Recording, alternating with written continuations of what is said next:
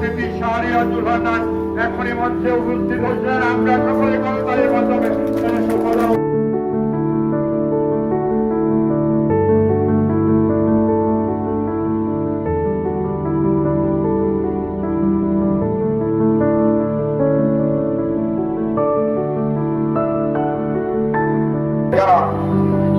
নেতার নেতৃত্ব বিরোধিতা করেছে তারা যেন এই সব না পায়। আপনারা কি এখন বলছেন? আমি আপনাদেরকে ধন্যবাদ জানাচ্ছি। আমি শুধু একটি আহ্বান করব, বিগত দিনে যারা আন্দোলন সংগ্রামে রাজপথে ছিল এবং আগামীতেও আন্দোলন সংগ্রামে রাজপথে থাকবে তাদেরকে যেন সদস্য সংগ্রহ এবং নমন করা হয়।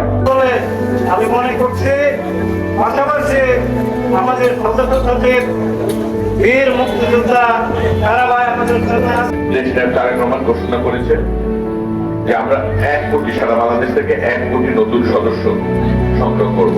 অনেক দিন ধরে অনেক বছর ধরে বিএনপি করেন এমন আমাদের নেতাকর্মীরা আছেন এখানে। আমাদের এখানে অবস্থা দেখেন কেন এই অবস্থা। তিনটা গ্যাসের কিন্তু আমাদের সেন্টার আছে, চাইলেই কিন্তু এখানে আপনি বাণিজ্যিক ভাবে গ্যাস সরবরাহ করতে পারতেন, কিন্তু দরকার তো নাই রে ভাই। কারণ জনগণের ভোটেরই দরকার মানে আপনার এমপি হইতে মন্ত্রী হইতে চেয়ারম্যানই করতে আপনার উপজেলা চেয়ারম্যান বলে ইউনিট জনগণের ভোট কি দরকার হয়েছে?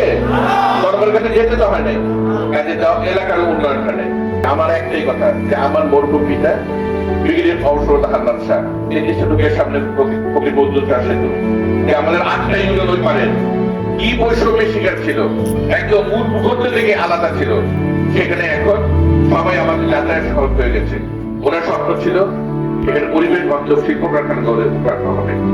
আমি আপনাদের কথা দিচ্ছি, আপনারা যদি আগামী সংসদ নির্বাচনে আমাদের সারা কামারশাহীবাসীকে বোঝাতে সক্ষম হন যে বিএনপি একমাত্র দল যারা উন্নয়ন করবে, যারা শান্তি রাখবে, যারা গণতন্ত্রকে চলমান রাখবে, তাহলে কিন্তু ধানের শীষের ভোট দিয়ে আমাদের পক্ষে সম্ভব হবে এই পরিবেশ বান্ধব শিল্প কারখানা করা। আর আমাদের তরুণ যে ছেলে মেয়েদেররা আপনার মাদকের আসক্ত হয়ে নিঃশেষ হয়ে যাচ্ছে, পরিবারকে নিঃস্ব করে দিচ্ছে, সেই মাদককে কিন্তু উলটপালন করবো আমি ইনশাআল্লাহ। মাদক ব্যাপারে মাদক ব্যাপারে তাদের কোনো জায়গা হবে না, এটা আমার অঙ্গীকার।